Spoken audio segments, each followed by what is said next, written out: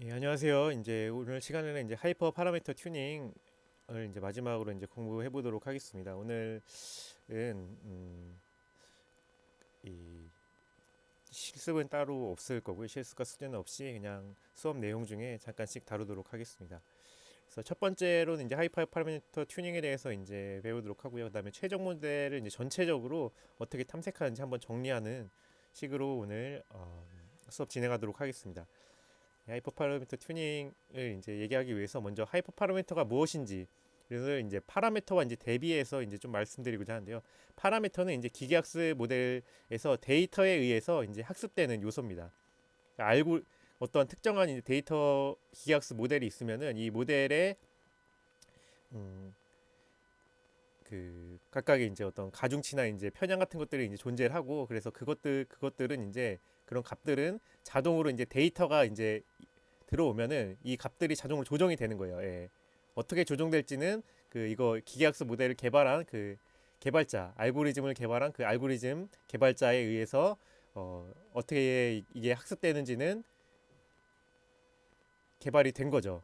그래서 데이터가 이제 들어오게 되면은 이 데이터에 의해서 데이터가 이제 예를 들어 뭐 x가 뭐 135일 때 153 같은 이제 피처 디멘전이 3개일 때 y가 1이 내보내도록 이런 데이터가 있으면은 이 데이터가 이제 135가 들어오면 1이 나가도록 자동으로 이제 웨이트가 조절이 되도록 알고리즘 개발자들이 어떻게 웨이트가 조정이 될지를 개발하면서 그 조정법에 대해서 개발을 해놓은 거죠. 그래서 그렇기 때문에 데이터에 따라서 이 데이터가 이제 들어온 거와 나간 거가 주어졌을 때 요 웨이트를 다 조정을 해서 이 값이 들어오면 이 값이 나가도록 이 모델 안에서 값들이 조정이 되는데 그렇게 조절되는 값들이 이제 파라미터라고 할 수 있겠습니다.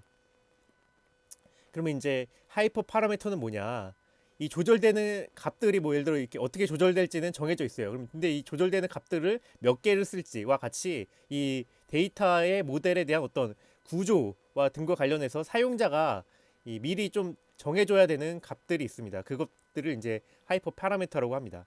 그래서 인공신경망을 이제 보면은 인공신경망이 막 그때 제가 저번 시간에 했었죠. 이런 x가 이제 이렇게 x1, x2, x 이렇게 3차원 데이터가 이렇게 많이 들어와서 뭐 이런 축을 히든 레이어를 거쳐가지고 뭐 y를 뭐 이제 이렇게 해가지고 y가 이제 나가도록 이제 만들어져 있다면은 이게 y가 이렇게 나가도록 만들어져 있다면은 요 안에 이제 히든 레이어를 몇 개 쓸 건지 이런 것들은 이제 그 데이터가 결정해 주는 게 아니고 사용자가 이 미리 이 데이터를 이제 의 복잡성을 생각해 가지고 히든 레이어를 몇 개 쓸 건지 몇 층을 쓸 건지 유닛을 몇 개 쓸 건지와 같이 구조 등을 사전에 이 데이터에 의한 학습이 진행되기 전에 정해줘야 된다는 거죠. 그렇게 이제 사용자가 미리 이제 이런 어떤 모델의 구조 등과 관련해 가지고 미리 정해줘야 하는 값들이 이제 하이퍼 파라미터들이고요. 이제 파라미터는 이제 이렇게 구조 등이나 이제 이런 어떤 사전에 설정되어야 되는 하이퍼 파라미터들이 다 정해졌을 때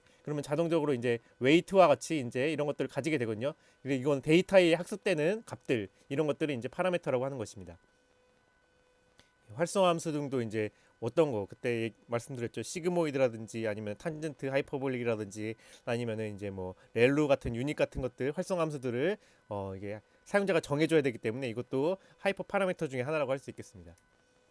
예, 그래서 이제 뭐 이렇게 다시 그 인공신경만 예를 보시면은 이제 입력층, 인력층, 출력층 이렇게 있는데 이렇게 초록색으로 된 부분 이런 것들이 이제 파라미터고요. 이것들은 이제 데이터에 들어옴에 따라서 0.4, 0.5일 때 0.1이 나가야 된다. 이런 식의 데이터가 만약 있다 그러면은 이 데이터에 이제 입력과 출력이 잘 나오도록 이 중간 값들이 잘 조정이 되겠죠. 이렇게 조정되는 값들이 이제 파라미터고요. 그다음에 이제 이 파라미터가 이제 조정되기 전에 미리 이제 사용자가 이렇게 은닉층의 개수를 몇 개를 쓸 건지, 활성함수를 뭘 쓸 건지와 같이 이렇게 사전에 이 구조에 대해서 정해줘야 되는 데이터 모델에 대한 구조에 대해서 정해줘야 되는 이 부분이 하이퍼 파라미터입니다. 그래서 이제 파라미터는 어차피 데이터에서 자동적으로 합숙되기 때문에 이 사용자가 사실 이제 그러니까 고려 대상은 사실 아니에요. 고려 대상은 아니다. 왜냐면은 이제 이것은 데이터에 의해서 그리고 정해진 알고리즘에 의해서 자동적으로 이제 값이 변해가면서 적응해가면서 학습이 되기 때문에 사용자가 고려할 필요는 아닌데, 이 유닉칭 개수는 활성화 함수 같은 경우에는 이제 사용자가 그러니까 이 모델을 만들고자 하는 그 사용자가 고려해줘야 되죠. 이것도 어, 어떤 사용자가 이제 많이 이제 이런 모델들을 만들어 보다 보면은 직관을 가지겠죠. 아, 이 정도 데이터면은 은닉침 개수를 몇 개 정도 써야겠다. 활성함수는 뭘 써야겠다. 이런 직관이 있을 텐데, 근데 직관 없이 이 하이퍼 파라미터를 이제 또 마찬가지로 데이터에 기반해 가지고 사용자가 이제 좀 더 이제 나은 하이퍼메타를 이제 가지도록 이제 정해질 수가 있어요. 이것들을 이제 하이퍼메타 이제 튜닝이라고 얘기를 하는 것이고, 예, 이 하이퍼 파라미터에 대해서 좀 더 이제 자세히 살펴볼게요. 그러면은 이런 이제 코드가 있어요. 그러니까 이 코드 한 줄씩 보면은 이 지금 라이브러리를 지금 임포트를 하고 있죠. 이렇게 세 줄은 그러니까 이렇게 skrun, scikit-run의 라이브러리 중에서 그 결국 MLP 클래시파이어라는 것과 이렇게 SK를 scikit-run 중에서 make classification이라는 함수, 그다음에 scikit-run 중에서 이제 train test split이라는 함수들을 이제 이렇게 임포팅을 하고요. 이렇게 이 make classification이라는 이 함수는 뭐냐면은 그 이게 scikit-run에서 이제 임의의 데이터셋을 만들도록 클래시피케이션 데이터셋을 만들도록 해놓은 함수예요. 예, 그렇기 때문에 샘플 100개, 그러니까 이렇게 보통 이제 x, y, 그 다음에 여기가 이제 샘플 1, 샘플 제로부터 하면 샘플 제로, 샘플 1, 샘플 2 이렇게 해서 이런 모양이 정형화된 데이터 모양이거든요. 이렇게 매트릭스 모양입니다. 예, 그래서 지금 디멘전 피처 개수는 20개. 그래서 x0, x0, x1, x2 이렇게 해가지고 총 x19까지 있겠죠. 보통 이제 y는 그래서 1형 클래시피케이션이죠. 1 또는 0인. 샘플 0은 이렇게 값을 이제 20개를 가지고 y는 1이고, 값을 20개 가지고 y는 0이고, 값을 20개 가지고 y는 1이고, 이런 식의 데이터를 지금 몇 개, 100개를 지금 만들라는 얘기죠. S99까지 S0부터 있다고 치면요. 예. 예. 요런 데이터를 만드는 함수, 임의의 클래시피케이션 데이터를 만드는 함수가 이 함수고요. 그렇기 때문에 x에는 지금 요 100 곱하기 20의 매트릭스가 들어가게 될 거고요. y에는 100 곱하기 1의 이제 길쭉한 매트릭스가 1차원 매트릭스가 들어가게 될 겁니다. 그리고 이제 이 결국 이제 이 XY가 전체가 데이터셋이기 때문에 보통 이제 트레인 데이터셋, 테스트 데이터셋을 나눠야 되죠. 그래서 트레인 테스트 스플릿은 지금 이제 그 이 데이터를 이제 트레인 데이터셋과 테스트 데이터셋으로 나누는 것이고요. 보면은 테스트 사이즈가 0.25죠. 0.25입니다. 그렇기 때문에 지금 75개 여기서 X, S 총 74까지 총 75개는 트레인 데이터셋으로 지금 나눌 거고요. 다음에 나머지 25개는 테스트 데이터셋으로 이제 쓸 겁니다. 이렇게 나눈 게 지금 요 네 번째 줄이고요. 그래서 이제 이 모델을 일단 만들어야 되기 때문에 모델을 MLP 클래시파이어, MLP가 이제 뭐의 약자로겠죠? 이게 MLP 멀티 레이어, L이 레이어, 다음에 P가 퍼셉트론.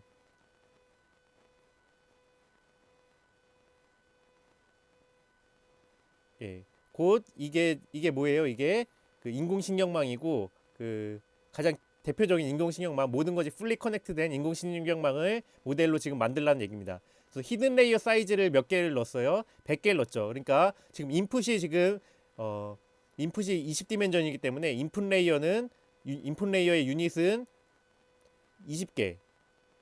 총 그러니까 20 이렇게 해서 20개가 있을 거고요. 그다음에 히든 레이어를 한 층 만들려고 그랬죠. 그렇기 때문에 여기가 100개 레이어가 있는 거고, 그다음에 Y는 1형 클래시피케이션이기 때문에 딱 하나 있는 겁니다. 이렇게. 그래서 모든 것이 이제 풀리 커넥트 연결된 요런 게 지금 이런 MLP 모델을 만들려고 한 거죠. 그렇기 때문에 지금 여기서 이제 설정해주고 있는 이 히든 레이어가 몇 개인지, 지금 1층이죠. 1층에 100개 유닛을 갖고 있는 거고요. 만약에 지금 여기다가 요 안에다가 20 20 하면은 어떻게 돼요? 3층 레이어를 가지면서 히든 레이어가 3층을 가지면서 총 이제 각각의 유닛이 20개인 이런 그 구조의 이제 그 멀티레이어 퍼스트론이 나오겠죠. 그러니까 인공신경망이 나올 것입니다. 이렇게 지금 이제 설정해주는 이 히든 레이어 사이즈 그리고 액티베이션 렐루로 지금 설정하라고 했죠. 여기를 이제 나중에 뭐 그 시그모이드라든지 탄젠트 H 이런 걸로 이제 또 바꿔줄 수도 있겠죠. 그래서 여기도 설정해주는 요값도 이제 하이퍼 파라미터입니다.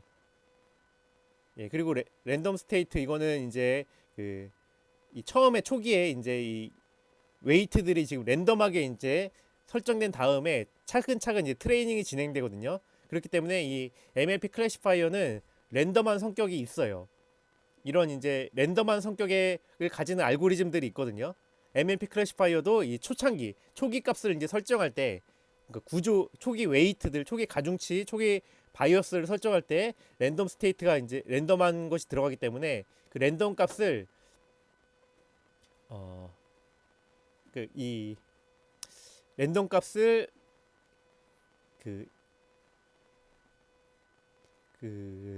여기가 이제 설정이 안 되면은 랜덤한 게 이제 매번 이제 이 코드를 실행할 때마다 값이 바뀌게 됩니다.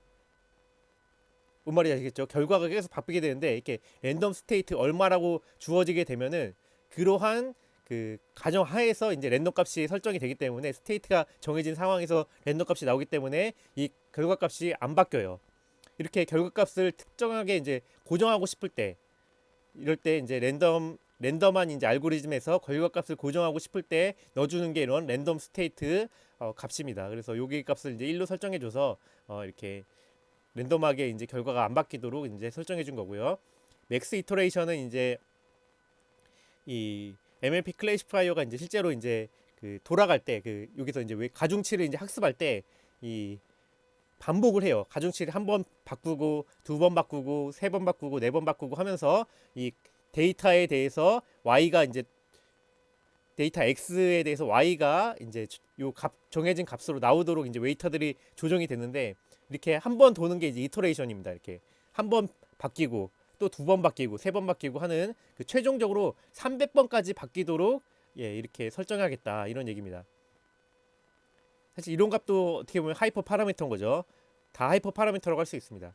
그래서 이제 이렇게 하이퍼 파라미터를 정해주고 fit 이란 함수를 이제 하면은 이 모델 변수에서 fit이라는 함수를 실행하게 되면은 그리고 x 데이터, y 데이터 학습 데이터죠. x 학습 데이터와 y 학습 데이터를 이렇게 넣어주게 되면은 여기서 이 fit이라는 함수를 할 때 이 웨이트들 가중치들이 초기화되고 그 다음에 이 데이터에 맞춰서 x를 넣으면 y가 이제 나오도록 x가 이제 여기서 첫 번째 샘플에서 이렇게 뭐뭐 했을 때 1이 나오도록 x에 쭉 넣었을 때 1이 나오도록 웨이트가 조정이 되는 이렇게 fit 함수가 그 조정되는 그리고 이터레이션을 반복하면서 그것이 점차 이제 그 데이터에 딱 맞춰서 핏되도록 하는 함수가 이제 fit 함수고요.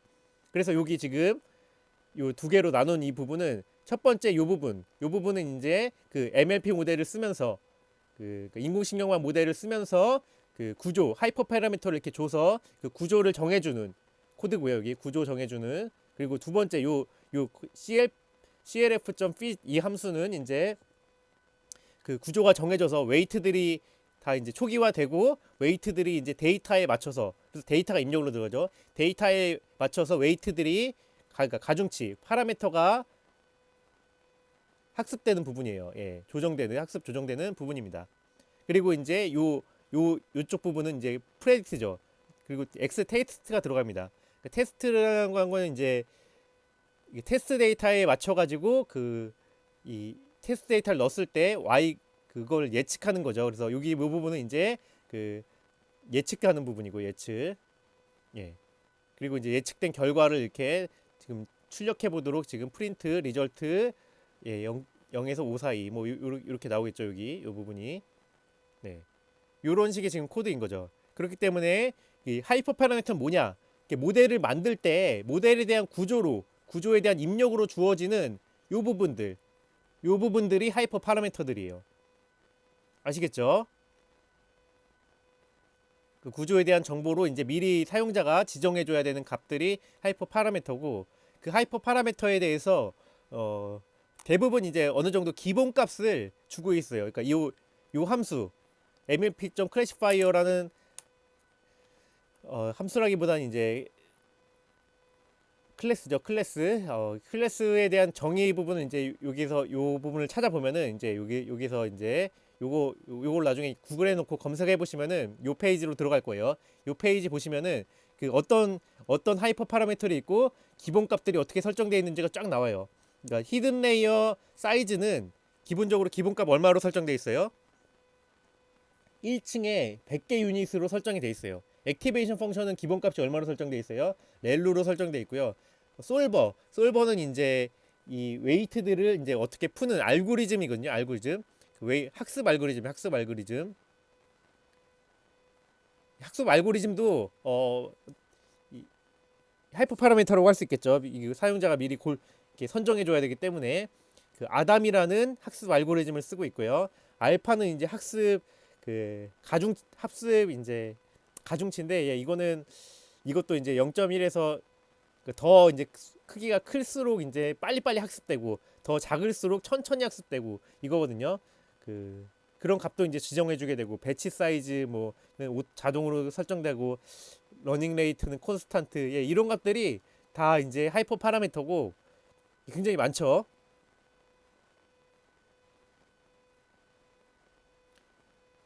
이런 값들을 이제 설정하게 되면은 그 MLP에 대한 어떤 구조적인 것들이 다 설정이 되는 거고 그리고 이제 여기서 피트를 하게 되면은 그 구조에서 이제 웨이트들 변형되기로 이제 기대되고 있는 그런 웨이트들이 데이터에 맞춰서 점점 적응돼 가는 거죠. 데이터에 맞춰서. 그래서 그 모델이 학습이 되는 겁니다. 그래서 요런 이제 요 함수 여기 MLP 클래시파이어 이제 라는 함수의 이제 정의를 보면은 어떤 하이퍼 파라미터들이 있고 그 하이퍼 파라미터들 기본값으로 어떻게 설정이 되어 있는지를 볼 수가 있는 겁니다. 이렇게 파라미터와 하이퍼 파라미터의 차이가 있고 그래서 이 하이퍼 파라미터도 사실 기본값을 그대로 쓰면 되겠지만은 튜닝이 필요하다는 얘기죠. 그러니까 이것도 데이터에 맞춰 가지고 좀 더 이제 선택지들이 여러 개가 있기 때문에 그 선택지들을 잘 선택을 해가지고 좋은 구조를 만들고 트레이닝을 하면은 정확도가 더 높아지겠죠. 그래서 하이퍼 파라미터도 사실 이제 사용자가 정해줘야 되는 부분이지만 그것도 이제 데이터에 맞춰서 튜닝을 할 수가 있는 것이고 그것에 대한 오늘 얘기를 하고자 하는 겁니다. 그래서 하이퍼 파라미터는 이제 하이퍼 파라미터를 조정하면서 정확도를 높은 모델을 가지도록 하는 파라미터를 이제 하이퍼 파라미터를 찾는 이제 과정이라고 할 수 있겠습니다. 그래서 이것들은 어떻게 이제 진행되냐면 마찬가지로 그 훈련 검증 데이터셋으로 나눈 다음에 이제 이렇게 하이퍼 파라미터 후보군 어떤 하이퍼 파라미터를 우리가 써볼지를 이렇게 후보군으로 이제 만들어요. 지금 세 종류를 지금 만들어봤죠. 첫 번째 종류는 그 하이든 레이어가 지금 1층 100개 유닛, 두 번째 종류는 이제 2층 50개 유닛씩 각각 50개 유닛씩, 세 번째 종류는 각각 3층에 50개 유닛씩 쓰는 이런 히든 레이어를 만들고 액티베이션을 좀 더 이제 첫 번째 이제 후보는 이제 렐루를 쓰고 두 번째 후보는 탄젠트 H, 세 번째 후보도 탄젠트 H, 솔버도 이제 이런 식으로 바꿔보고 해볼 수 있다는 거죠. 그래서 각각의 하이퍼 파라미터 후보에 대해서 이렇게 훈련 검증을 다 해본 다음에 예를 들어 그리고 성능을 구하는 거죠. 정확도를 구하고 최적의 하이퍼 파라미터를 이제 선택을 하는 것이 이제 하이퍼 파라미터 튜닝이라고 할 수 있겠습니다. 이렇게 하이퍼 파라미터 튜닝을 하는 어떻게 보면 탐색을 해야 되거든요. 기존에 이제 하이퍼 파라미터 후보군이 있으면은 어떤 후보가 제일 좋을지를 이제 탐색하는 결국 이런 과정인데요. 그 탐색하는 과정을 이제 그리드 탐색이라는 방법이 있습니다. 각 종류의 후보값에 대해서 모든 조합을 탐색 후보군으로 설정을 하고 탐색을 하는 거예요. 그러니까 예를 들어 나는 히든 레이어에 대해서는 이 세 개의 후보를 한번 탐색을 해보고 싶어요. 후보의 세 개의 선택지를 가지고 탐색을 해보고 싶고 액티베이션 관련해 가지고 렐루와 탄젠트 H를 탄젠트 하이퍼볼릭을 가지고 탐색을 해보고 싶고 다음에 솔버에 대해서는 아담이라는 선택지를 가지고 탐색을 해보고 싶어요. 그러면은 이렇게 각각의 이제 후보값들이 있다고 치면 각각의 서로 다른 종류에 대한 이것이 있다 그러면은 모든 조합을 다 탐색하는 게 그리드 탐색이에요. 예를 들어서 이제 모든 조합이면은 어떻게 될까요? 첫 번째 조합은 여기서 히든 레이어에 대해서는 요 한 층에 100개 레이어를 이제 선택을 하고 첫 번째 선택지를 선택하고 두 번째 액티베이션에 대해서 두 번째 종류 액티베이션에 대해서는 또 마찬가지로 그 렐루를 선택을 하고 솔버에 대해서는 아담을 선택하고 그러면 다음에 이제 바꿔야겠죠. 다음 후보는 이제 다른 조합으로 100개를 선택하고 그 다음에는 탄젠트 H를 선택하고 그 다음에 아담을 선택하고 그 다음에 세 번째 조합에서는 요 2개층 50 유닛을 선택을 하고 그 다음에 렐루를 선택하고 아담을 선택하고 그 다음에 네 번째 유닛에서는 50층 두 개를 선택하고 50개 유닛 두 층을 선택하고 탄젠트 H 선택하고 그다음에 아담을 선택하고 다섯 번째 후보는 이제 세 번째 히든 레이어 사이즈에서 세 번째 이제 선택지인 3층 20개 유닛 각 20개 유닛들을 선택하고 렐루 선택하고 아담 선택하고 예, 그다음에 탄젠트 H 선택하고 아담 선택하고 이런 식으로 모든 조합 우리가 이제 각각의 선택지들을 이제 만들어 놓고 각각 종류에 대해서 각각 하이퍼 파라미터 종류에 대해서 선택지들을 만들어 놓고 그 선택지들의 모든 조합을 다 후보로 만들어 가지고 각각에 대해서 다 학습하고 다음에 검증하고 요 과정을 다 해보는 것이 이제 그리드 탐색이에요. 그러니까 그리드 탐색은 이런 것들을 이제 설치 중에서 이제 그 이그저스티브 설치라고 하는데, 그러니까 굉장히 피곤할 정도로 다 해보는 거예요. 꼼꼼하게 하나하나 모든 조합에 대해서 다 해보는, 우리가 이제 이렇게 선택지에 대한 어떤 그 집합을 만들어 놓고 그 선택지 집합의 모든 조합을 다 탐색해 보는 게 그리드 탐색입니다.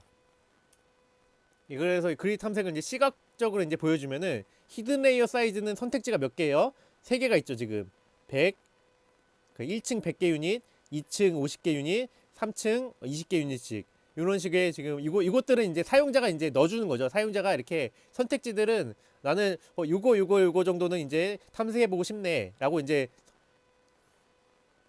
골라주는 겁니다. 이렇게 선택지들을 만들고 이 선택지들의 액티베이션에 대해서는 렐루와 탄젠트 하이퍼블릭이라는 선택지를 우리가 탐색해보고 있으니까 선택지로 놓고, 솔버에서는 아담만 탐색해보고 싶어 이렇게 식으로 하나만 놓고, 그러면 이제 요것에 대한 모든 조합 1번 조합, 그 다음에 2번 조합 초록색, 3번 조합, 4번 조합, 5번 조합, 예, 6번 조합, 이거 모든 조합을 다 이렇게 후보로 만들어 놓고 각 후보에 대해서 학습 평가해가지고 검증 평가해가지고 다 테스트해보는, 이게 바로 그리드 탐색입니다.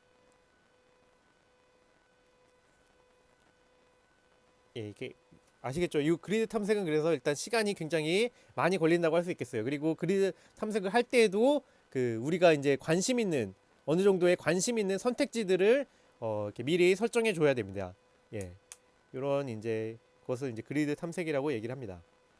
예, 다음에는 이제 랜덤 탐색이 있는데요. 랜더마이즈 설치. 랜덤 설치는, 이 그리드 탐색은 모든 후보군을 다 탐색하잖아요. 근데 랜덤 설치는 그 중에서 몇 개만 랜덤으로 골라서 탐색하는 겁니다. 이렇게 우리가 이제 후보 선택지를 이제 각각 종류별로 이렇게 줬을 때 모든 조합 중에서 랜덤하게 몇 개만 뽑아서 실제로는 학습과 검증을 해보는 것이죠.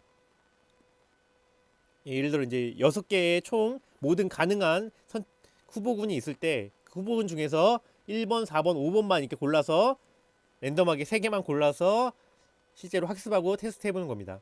랜덤 테스트는 그래서 후보 중에서 일부만 선택하기 때문에 어떤 최적의 이제 하이퍼 파라미터가 이거라고 쳤을 때 그것을 발견할 수 있는 확률은 떨어지겠죠. 하지만 일부만 하기 때문에 모든 것을 다 탐색하는 것보다 시간은 더 줄어들 겁니다. 그래서 랜덤 탐색은 이렇게 시간은 우위적인, 그다음에 성능은 좀 떨어지지만 시간에 있어서 우위적인 이런 그리드 탐색보다 그런 특성을 가지고 있다고 할 수 있겠습니다. 그래서 랜덤 탐색은 그래서 모든 선택지들이 있을 때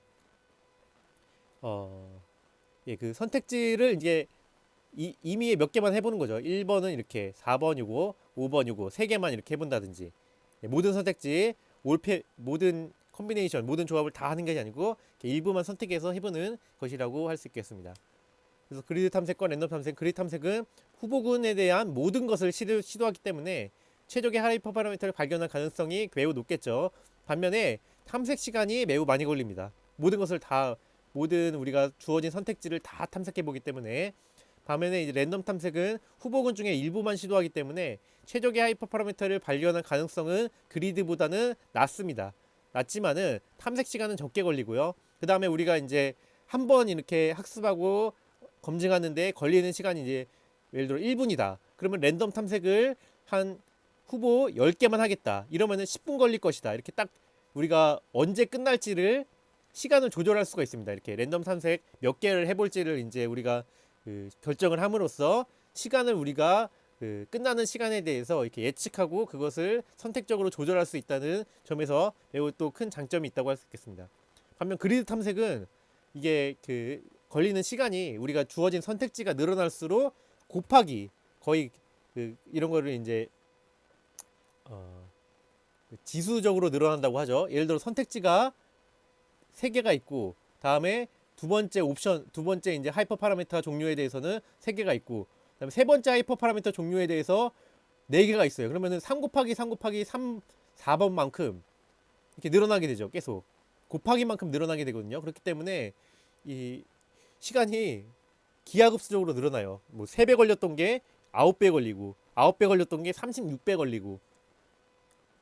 그렇기 때문에 그리드 탐색은 이제 시간적으로 봤을 때는 굉장히 많은 시간을 이렇게 소모해야 된다고 이제 그런 단점이 있기 때문에 랜덤 탐색을 그때 쓰는 겁니다. 너무 시간이 많이 걸릴 것 같다 그러면은 일부만 랜덤으로 골라서 이제 우리가 정해진 시간 안에서만 이렇게 탐색해 보도록 하도록 할 때 쓰는 게 이제 랜덤 탐색들이라고 할 수 있겠습니다. 예, 그리고 이제 하이퍼 파라미터에 대한 그리드 탐색 예시 코드를 보여주고 있는데요. 보시는 바와 같이 여기는 지금 데이터를 만드는 거죠. 샘플 100개. 이게 샘플이 100개고 그 x 차원이 x가 피처가 20차원이고 그다음에 y가 1차원인 요런 이제 데이터셋을 일단 임의로 만들어라. 10 이렇게 10 이런 식으로 이제 레이블된 그 데이터를 만들고 각각을 이제 테스트 사이즈가 0.25 75개와 75개는 이제 트레이닝 25개는 테스트인 데이터셋으로 만들어라 이렇게 만든 거고요. 그 다음에 이 MLP 클래시파이어를 이렇게 만드는데 맥스 이터레이션에 대한 값만 이게 정해준 거고요. 그 다음에 하이퍼 파라미터 스페이스라는 요런 이제 우리가 관심 있는 하이퍼 파라미터와 그거에 대한 선택지들을 이렇게 준 겁니다. 이렇게 액티베이션은 선택지 2개, 솔버도 선택지 2개, 알파도 선택지 2개. 이렇게 해서 그 각각의 이제 하이퍼 파라미터에 대한 이름과 그것의 선택지 종류는 이렇게 리스트로 선택지가 2개 있죠. 리스트에 대해서 첫 번째 100, 30, 10, 10, 30, 10으로 돼 있는 3층이고 첫 번째는 히든 레이어 1층은 이렇게 10개고 그다음에 히든 레이어 2층은 이렇게 해서 30개고 히든 레이어 3층은 이렇게 해서 10개인 그리고 이제 여기 입력층은 몇 개예요? 입력층은 20개죠. 20개고 출력층은 1개고 유닛이 이 모든 것을 이렇게 다 연결한 게 MLP죠. 이렇게 요런 이제 구조 하나 선택지 옵션을 준 거고 두 번째 옵션은 히든 레이어 한 층에다가 유닛이 20개만 쓰는 이런 옵션을 준 거죠. 이것들은 이제 옵션을 우리가 이제 사용자가 넣어줘야 되고요. 관심 있는 옵션에 대해서는 그러면 이제 관심 있는 옵션에 대해서 모든 것을 이렇게 조합해 가면서 탐색을 하게 될 텐데 그 조합해서 탐색하는 코드가 지금 이 그리드 서치 CV입니다. 그리고 그리드 서치 CV는 이 우리 모델 CLF 요 MLP 클래시파이어 CLF 모델을 넣어주고 파라미터 스페이스 우리가 탐색하고 싶어하는 파라미터 스페이스를 넣어주고 그 다음에 CV 이거 CV는 뭐예요? 그 크로스 밸리데이션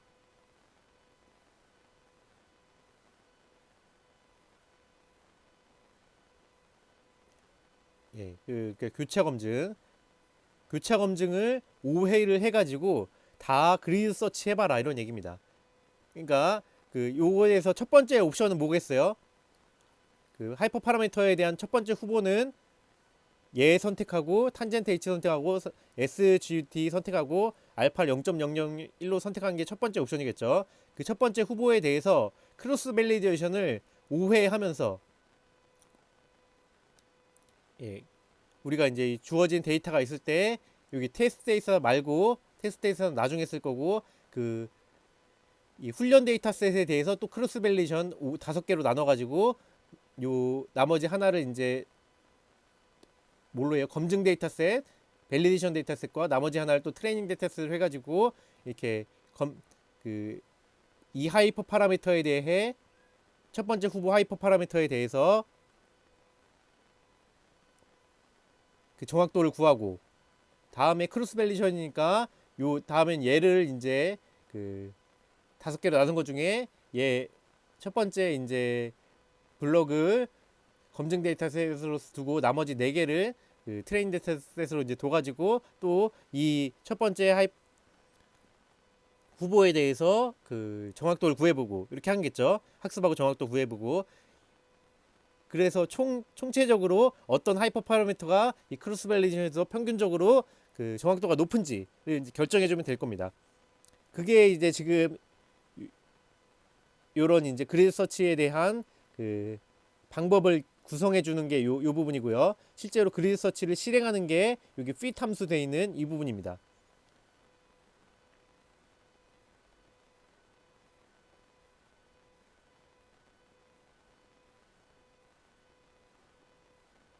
여기서 넣어줘야 되는 게 이게 x가 아니고 x 트레인을 넣어줘야겠네요. 잠시만요. 예, 그러면 이제 이렇게 해서 이제 그리드 서치 결과를 이제 밑에서 이제 볼 수가 있는데요. 서치 결과를 보면은 그리드 리절트의 베스트 스코어를 보면은 어떤 이제 후보가 이제 스코어가 제일 높았는지 그 스코어가 무엇인지 볼 수 있고요. 그다음에 그리드 서치의 베스트 파라미터를 보면은 이제 이렇게 베스트 스코어를 가진 그 하이퍼 파라미터가 뭐였는지 후보가 이제 몇 개 중에서 그 가장 좋았던 파라미터가 뭐였는지를 이제 보여주고 있습니다. 그러니까 여기서 일단 제일 중요한 거 여러분이 꼭 기억해야 될 거 이제 여기서 시험에서 이제 나올 만한 것은 이제 뭐냐면은 요 부분이에요. 요 부분 총 학습 횟수가 몇 개였을 것인가. 이 그리드 이제 핏을 했을 때 총 학습 개수가 몇 개였을 것인가. 요 부분에서 요 부분에서 학습 개수가 몇 개였을까요? 몇 번이었을까요? 몇 번? 횟수가 몇 번이었을까? 일단 우리가 이제 그리드 설치라는 게 뭐였죠? 이 우리의 이제 그 하이퍼 파라미터 이 옵션들 각각의 옵션들에 대해서 모든 옵션의 조합을 이제 설치한다고 했습니다. 그렇기 때문에 지금 2개 옵션이 선택지가 2개 또 2개씩이죠. 그렇기 때문에 총 하이퍼 파라미터 선택지의 모든 조합은 16개 옵션이 나와요. 처음에 옵션은 요거 첫 번째만 고른 거, 두 번째는 이제 첫 번째 고른 거, 다음에 첫 번째, 두 번째 고른 거, 뭐 이런 식으로 해가지고 총 16번째 조합이 나오고, 그 다음에 각각을 이제 교차 검증으로 테스트를 하죠.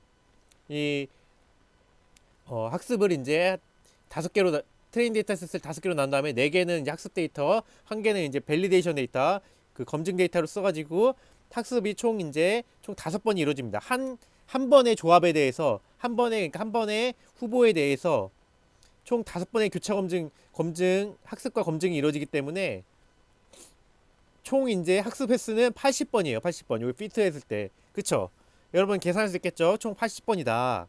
80번에 대해서 이제 각각의 이 교차 검증마다 이제 평균 값을 취할 거고요. 하이퍼 파라미터 이제 16개 하이퍼 파라미터 이제 후보에 대해서 각각의 이제 5번 실행하고 평균 값을 취할 거고, 그 평균 값이 가장 높은 하이퍼 파라미터 옵션이 여기 나오는 걸 겁니다. 예, 어떤 건지 아시겠죠? 이제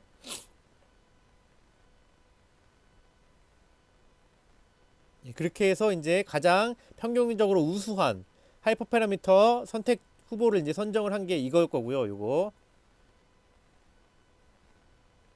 예, 그렇게 해서 이제 최적의 하이퍼 파라미터를 고른 거죠. 그렇게 하이퍼 파라미터를 이제 그리드 탐색 결과 최적의 하이퍼 파라미터가 무엇인지 이것임을 알게 되었을 때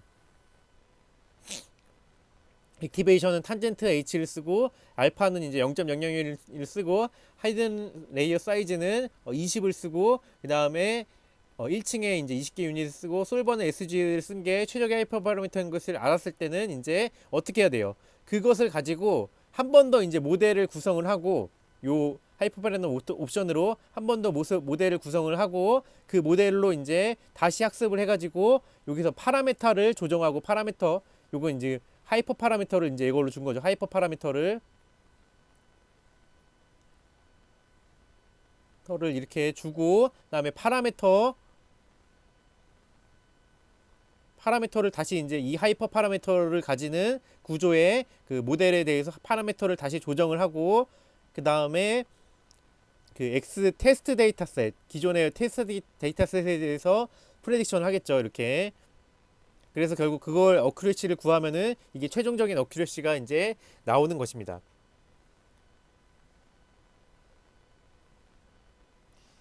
예, 여러분 잘 이제 생각을 해보고 정리를 해보세요. 예, 일단 중요한 거는 아까 그 전 슬라이드에서 여기 시험에서 낼 만한 것은 이제 fit라는 함수를 이제 했을 때 총 몇 회 학습이 이루어질 것인가 이 그리드 서치에 의해서 교차 검증까지 포함을 했을 경우에 80회 학습이 이루어진다.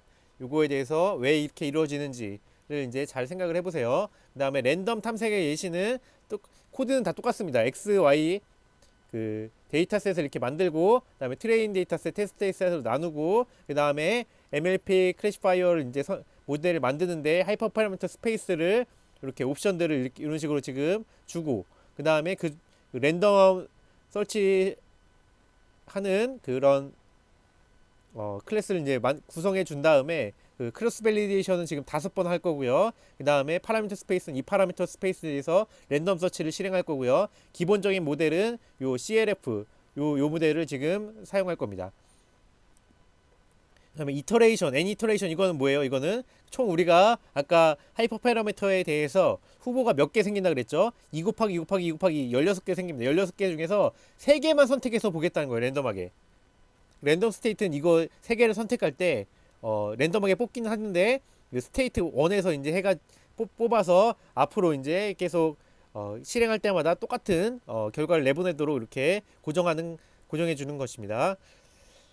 그래서 여기 랜덤 fit을 하게 되면은 이제 마찬가지로 아까 전에 그 그리드 서치와 같이 여기서 이제 탐색이 이루어지게 될 건데요. 하이퍼파라미터에 대한 스페이스에 대한 탐색이 이루어지게 될 건데 총 후보 16개 중에서 몇 개 선택해요? 3개 선택하죠. 3개만 선택해서 학습을 진행해 볼 겁니다. 그렇죠. 그렇게 그거는 이제 랜덤하게 골라질 거고요. 그렇기 때문에 이제 여기서 학습에서 fit이라는 함수에서 이루어지는 학습의 수는 몇 번일까요? 학습의 수는 그 16개 조합 중에서 랜덤하게 3개를 고르고 각각 3개마다 교차 검증 5번 할 거기 때문에 총 15회의 학습이 이루어지게 됩니다. 예, 요것도 이제 기억을 해 두시고요. 그 다음에 그래서 베스트 된 결과를 보면은 베스트 스코어는 이걸 거고요. 그 다음에 베스트 파라미터는 요 파라미터가 이제 골라졌습니다. 아까 베스트 스코어가 전에 이제 그리드 서치에서는 0.9 얼마였거든요. 그거에 비해 낮아졌죠. 왜 그래요? 16개를 다 탐색한 그리드 서치에 비해 지금 랜덤 서치는 이 16개 중에서 그거 중에서 이 가운데 중에서 3개만 골라서 박죠. 그렇기 때문에 최적이 골라지지 않았으면은 더 이제 그 값은 낮은 겁니다. 이 값은 아까 그 최적의 하이퍼 파라미터 조합보다는 더 안 좋은 조합인 거죠. 아무튼 이 조합을 가지고 이게 지금 랜덤 탐색의 결과 최적의 조합은 이걸로 지금 알려졌기 때문에 이 조합에 대해서 액티베이션은 탄젠트 H, 알파는 0.5, 다음에 히든 레이어 사이즈는 20, 솔버는 아담으로 이제 모델을 한 번 더 만들고 그 모델로 다시 한번 트레이닝하고 그 다음에 이게 최종 모델이 되는 거죠. 이게 지금 그래서 요게 최종 모델이 됩니다. 여기까지 이렇게 해가지고 핏한 게 하이퍼 파라미터 골랐고 파라미터를 조정을 한 요게 최종 모델이 되는 거고 그래서 지금 요 상태가 최종 모델이고 그 최종 모델로 다음에 테스트 데이터셋에 대해서 예측을 수행하고 예측한 거를 다시 이제 그 애큐레시 스코어를 구하면은 0.92 이게 지금 이제 랜덤 탐색으로 하이퍼 파라미터를 고르고 그것을 이제 하이퍼 파라미터를 조정을 한 최종 스코어가 된다고 이제 할 수 있겠습니다.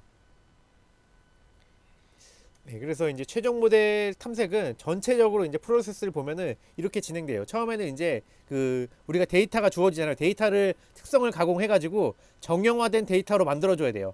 정형화된 데이터가 뭐예요? 여기는 지금 이 로우에는 그 샘플들이 이렇게 쭉 나열되고 그다음에 여기 X 피처들이 나열되고 Y 그 클래스들이 이렇게 매트리스 형태로 매트리스 형태로 딱 정형화된 이 데이터 포맷으로 막 바꿔주는 게 이제 특수성 가공입니다. 그 중에 이제 X라는 이제 특성들을 잘 선택하고 또는 그러니까 여러분 그때 그 케글에서 이제 타이타닉 데이터 할 때 봤죠. 그러니까 특성들을 잘 이제 어떻게 가공을 해가지고 이 X들을 잘 만들어줘야 돼요. X 값들을 그렇게 만들어주고 정형화된 모양으로 이렇게 딱 해줘야지 이제 그 테이블 형태의 데이터로 만들어줘야지 정형화 데이터로 만들어줘야지 이제 그 수행할 수 있는 겁니다. 이제 그 다음에 기계학습 모델을 이제 집어넣어서 모델을 학습시킬 수 있는 겁니다. 이게 특성 가공 부분이고요. 그래서 실제로 여러분이 이 부분을 이제 자세하게 저희 이제 수업에서 다루진 않았어요. 그쵸? 그 간단하게 어떻게 했는지 그 타이타닉 데이터 이제 할 때 잠깐 이제 다뤘었거든요. 근데 여러분이 뭐 실제로 이제 기업에 들어가곤 뭐 다시 어디서 연구를 하곤 할 때 가장 문제가 되는 부분이 이 부분이에요. 이 부분이 이제 전체 이 모델 탐색 이 부분보다도 사실 한 뭐 7 내지 70% 나지 많게는 90%까지 이 부분에서 시간을 다 쓰게 됩니다. 예. 그러니까 좋은 특성을 가진 데이터여야 하지만 그러니까 우리가 이제 머리로 생각을 잘 해봐요. 예. 그렇게만 봐도 우리가 이제 어떤 뭐 이미지를 볼 때 고양이 이미지, 개 이미지를 탐색할 때 고양이 이미지에 대한 좋은 특성들, 뭐 털 색깔이 뭐라든지 이거 괜찮은 특성이죠. 그다음에 뭐 이제 꼬리가 이제 어떻게 생겼다는지 이거 좋은 특성이죠. 눈, 코, 입의 모양이 어떻다는지 이것도 좋은 특성이죠. 근데 안 좋은 특성들이 있어요. 예를 들어 그 배경이 초록색이라든지 이거는 뭐 고양이가 초록색이거든 개도 초록색일 수 있고 이러잖아요. 그러니까 특성을 잘 선택하고 그걸 정형화하는 이 부분이 사실 좋은 결과를 만들어내는데 있어서 70% 내지 90%의 그 노력을 들여야 되는 부분이고 노력이 들어가는 부분이고 중요성을 차지하는 부분입니다. 사실 특성을 이제 잘 고르면은 사실 모델을 뭘 쓰든 간에 어느 정도 좋은 성능이 나오는 반면에 특성을 잘 못 고르면은 모델을 아무리 좋은 거 써도 이렇게 잘 좋은 결과가 안 나와요. 좋은 정확도가 그렇겠죠. 그래서 이 부분이 특성 가공 부분이 사실 여러분이 그 어디 들어가서 실제로 이 데이터 그 기계학습이라든지 머신러닝이라든지 아니면 인공지능 프로젝트를 할 때 가장 많은 시간을 들이게 될 부분들일 거예요. 예. 그리고 데이터를 이제 이해한다라고 하는 부분들은 이 부분을 이해하는 거고요. 특성이 어떤 특성들이 좋은 특성인지를 이해하는 게 이제 데이터를 이해하고 그 데이터에 대한 이렇게 도메인 나리지 그 분야 지식을 쌓는 부분들입니다. 예, 근데 이 부분은 이제 그 데이터에 굉장히 디펜던트한 데이터에 의존적인 부분이기 때문에 제가 깊이 다루지는 않았고요. 요 이제 뒷부분에 대해서 뒷부분은 이제 좀 어떻게 보면은 그 굉장히 이제 우리 지식적으로 이제 접근할 수 있는 부분이기 때문에 많이 다룬 것이죠. 최종 모델을 어떻게 탐색할지. 예. 그래서 최종 모델을 탐색하는 방법을 이 부분은 중요하지만은 저희 시험에서 나오지 않았고 특성 가공 부분은 최종 모델 탐색 부분을 이제 저희 수업에서 주로 다뤘고 어떻게 탐색하냐. 맨 처음에는 여러 모델 알고리즘들 있잖아요. 이렇게 인공신경망, 디시전 트리, 나이브 베이즈, 랜덤 포레스트 같은 여러 알고리즘들이 있기 때문에 그 알고리즘을 대충 이제 기본값으로 해가지고 기본값 하이퍼 파라미터로 해가지고 쭉 일단 돌려봐요. 여러 알고리즘 쭉 돌려봐서 이렇게 최적의 모델을 일단 고르는 겁니다. 그렇죠. 이제 또 시간이 없을 때는 최근 개발된 우수한 성능의 모델 중에서 이것들 다 할 필요 없이 이것들은 옛날 모델들도 많이 있기 때문에 최근 모델 이 모델들이 이제 뭐 케글에서는 가장 이제 우승을 많이 해보는 모델들이라고 해요. 이런 모델들 인공신경망, XGBoost, 라이트GBM, 캣부스트 같은 이런 모델들 4개를 이제 돌려본다든지 아니면 4개 중에서 하나를 고른다든지 해가지고 최종 모델을 여러 알고리즘 중에서 골라야 됩니다. 그렇게 고른 다음에 하이퍼 파라미터, 튜닝 오늘 얘기했죠. 이 각각의 모델들은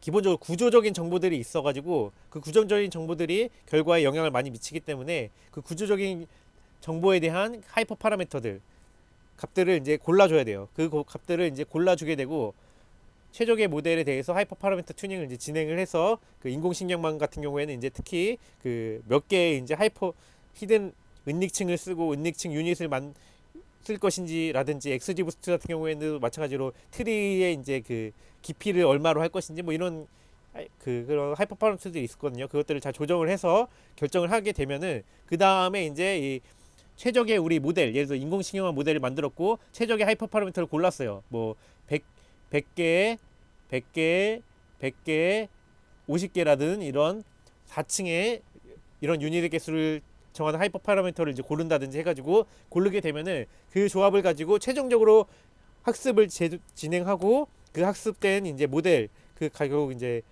파라미터가 조정이 되겠죠. 그 학습된 모델을 가지고 최종적으로 예측을 하게 되면은 그것이 이제 최종 예측 결과값이 되는 것입니다. 그것을 이제 이렇게 그 다이어그램으로 나타내면 이렇게 되는 거고요. 그 데이터가 모두 공개된 경우에는 이제 데이터를 일단 훈련 시험 데이터셋으로 나눠야겠죠. 그 다음에 훈련 데이터셋을 가지고 여러 모델들, 예를 들어 아까 뭐 나이브 베이즈 또는 뭐 이제 그 인공신경망, 뭐 캣부스트, 그다음에 뭐 XG 부스트 같은 여러 모델들을 이제 해가지고 크로스 밸리션으로 쫙 여러 번 돌려봐요. 그 다음에 평균 값을 구해서 가장 좋은 모델을 일단 고르고요. 예를 들어 여기서 이제 인공신경망이 골라졌다고 치면 그 다음에 모델 선택 이후에는 하이퍼 파라미터 튜닝을 해야겠죠. 인공신경망에 대한 하이퍼 파라미터들에 대한 그 후보군을 쫙 만들어 가지고 그것들을 교체 검증을 통해서 어떤 게 평균적으로 가장 좋은 하이퍼 파라미터인지를 이제 골라서 최적의 하이퍼 파라미터를 선택을 해야 됩니다. 예, 그 다음에 그 하이퍼 파라미터 아까 전에 모델도 골라졌고 하이퍼 파라미터도 선택이 됐기 때문에 그 최고 하이퍼 파라미터에 대한 그 모델을 가지고 전체 데이터셋으로 다시 학습을 하고요. 그러면 이제 최종 모델이 되는 겁니다. 그리고 이 최종 모델에 대해서 이제 이 평가 점수는 이제 그 전에 있는 평가 점수를 쓰면 되겠고요. 이렇게 데이터가 모두 공개된 경우에는 이런 방식으로 최종 모델을 이제 골라주면 되는 것이고, 만약에 데이터가 일부 비공개된 경우, 예를 들어 머신러닝 대회 같이 캐글에서 같이 일부는 이제 비공개해서 나중에 이제 그 비공개 데이터에 대한 점수를 가지고 이제 평가를 하는 그런 경우에는 이제 데이터를 주어진 데이터, 일단 공개된 데이터를 훈련 검증 데이터셋으로 나누고 이렇게 그 훈련 검증 데이터셋들을 이제 에 대해서 여러 모델들, 여러 알고리즘들을 학습을 하고 그 중에서 가장 평균 성능이 좋은 교차 검증을 통해서 학습을 하고 평균 성능이 좋은 최종 모델을 예를 들어 이제 뭐 인공신경망이 일단 결정됐다. 그러면은 그거를 가지고 모델 선택하게 되면 그 이후에 하이퍼 파라미터 튜닝을 해야겠죠. 그 최종 좋은 인공신경망 모델에서 여러 하이퍼 파라미터에 대한 그 후보를 만든 다음에 그 후보들을 이제 교차 검증해 가지고 가장 좋은 평균적으로 성능이 좋은 하이퍼 파라미터를 이제 고르게 되고요. 그렇게 되면 이제 최적의 하이퍼 파라미터가 선택이 됐겠죠. 최적의 모델과 최적의 하이퍼 파라미터가 선택이 됐기 때문에 그 우리가 공개된 데이터, 모든 공개된 데이터에 대해서 다시 한번 학습을 하고요. 그 다음에 그래서 그게 최종 모델이 되고 이 최종 모델로 예측한 비공개 데이터셋을 이제 예측을 하고 그걸 가지고 평가를 하게 되면은 이제 최종적으로 이제 평가 점수가 이렇게 나오게 되는 겁니다. 이렇게 아시겠죠? 근데 뭐 요 이제 모델 선택 부분은 이제 여러 모델을 실제로 테스트해봐도 되지만은 사실 뭐 여러분이 이제 가장 이제 최근에 핫한 모델들 그런 것들을 타겟에서 하나를 정해서 그냥 여러 모델 테스트 안 하고 넘어간 다음에 하이퍼 파라미터 튜닝 해가지고 최종 모델을 만들어서 그 결과를 제출해도 되는 시기 되겠습니다. 예, 그래서 이제 하이퍼 파라미터에 대한 개념도 이제 뭔지 아시겠죠? 파라미터는 데이터에 의해서 알고리즘적으로 자동으로 학습되는 이제 부분이라고 한다면은 하이퍼 파라미터는 우리가 이제 그 데이터에 의해서 자동적으로 학습되는 부분은 아니기 때문에 우리가 여러 후보군을 이렇게 줘가지고 하이퍼 파라미터는 후보를 만들어서 그 후보를 테스트를 해봐가지고 가장 좋은 것을 이제 골라줘야 되는 이런 부분이다. 그렇게 가장 좋은 하이퍼 파라미터를 고르는 것이 하이퍼 파라미터 튜닝이라고 한다. 그런 작업을 하이퍼 파라미터 튜닝이라고 한다고 할 수 있겠습니다. 예, 그래서 오늘 이제 수업은 여기까지 해서 최종적으로 수업을 다 마치도록 하겠습니다. 그래서 예, 여러분 이제 한 학기 동안 많이 이제 수고하셨고 오늘 수업에 대해서는 이제 실습이나 이제 숙제는 따로 이제 없겠습니다. 예, 그래서 시험은 이제 제가 한 번 더 이제 공지를 하도록 할 것이고요. 그러면 오늘 수업은 여기까지 마치도록 하겠습니다. 감사합니다.